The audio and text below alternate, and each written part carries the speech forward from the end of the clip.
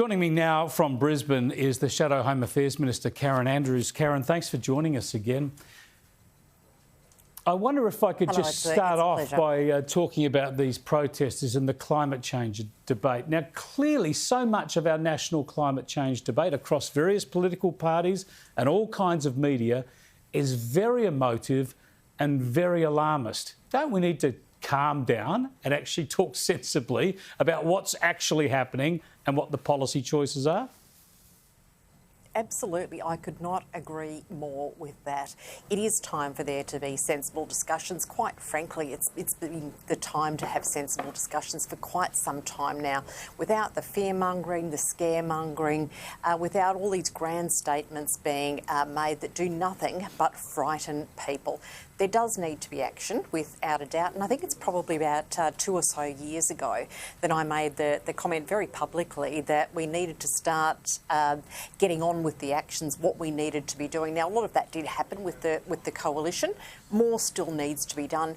People are interested in the environment, but they want to have a sensible discussion about it and they want to be part of the solution. They want to look at what they can do to support themselves at home to reduce their electricity prices, but they also want to know nationally what can be done. And those are sensible, rational discussions that need to be had. The trouble is, I think that people are too afraid to challenge the emotionalism and the alarmist claims because they don't want to be denied. They don't want to be denounced as a climate denier. They don't want to cop that abuse and all that denigration. They don't want to be pigeonholed. But that means that no one challenges these things and they become accepted fact. For instance, we've had worse bushfires than the summer of 1920. We've had worse floods than we've had in the last couple of years. But no one challenges these claims when people make them. They become accepted fact. Surely, I'm sorry, it's a tough gig. But this is where the coalition comes into play. We rely on the Liberal and National parties to actually be prepared to inject some facts into the debate and challenge some of these lies and some of the alarmism.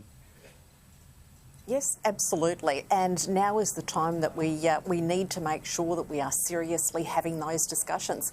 We've got to make sure that the coalition brings to the table some facts, some evidence, and we sit down and talk sensibly about what the future here is for Australia, taking on board the various concerns. But people shouldn't be concerned about raising views, giving their opinions and just being shouted over by people who are out there really just being quite alarmist.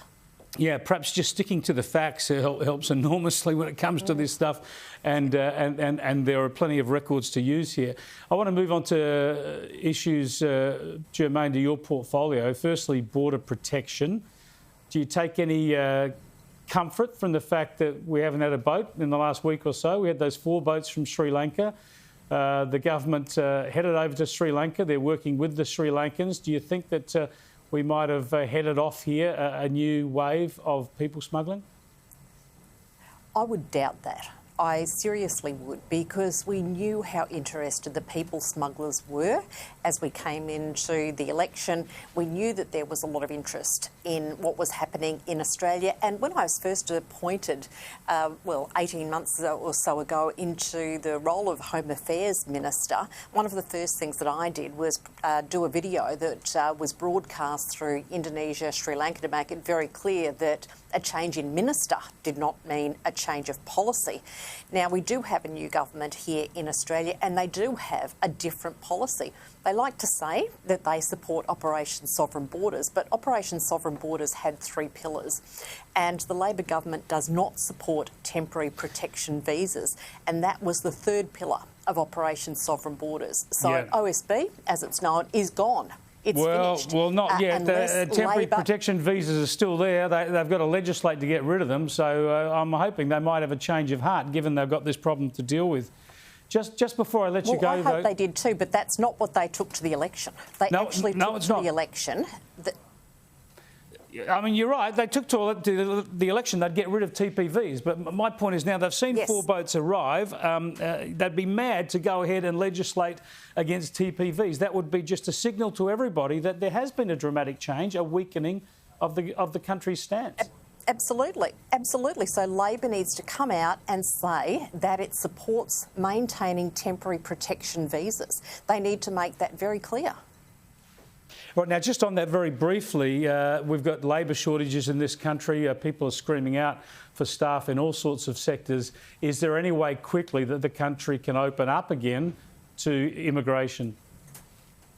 Well, we have opened up. So we opened the borders last year. They started to reopen, and skilled workers were really at the start of the queue for people to come into the country. Now, there were many people who already had visas. Yes, absolutely. So we need to make sure that there are no impediments to people who already have visas entering the country, but there needs to be fast and quick and thorough processing of those people who are seeking to come to this country and have the skills that we need.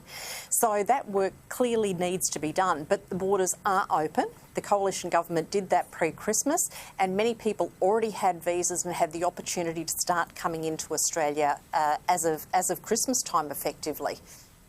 All right, thanks so much for joining us, Karen. I appreciate it. Pleasure, thank you. Karen Andrews there, who's the Shadow Home Affairs Minister.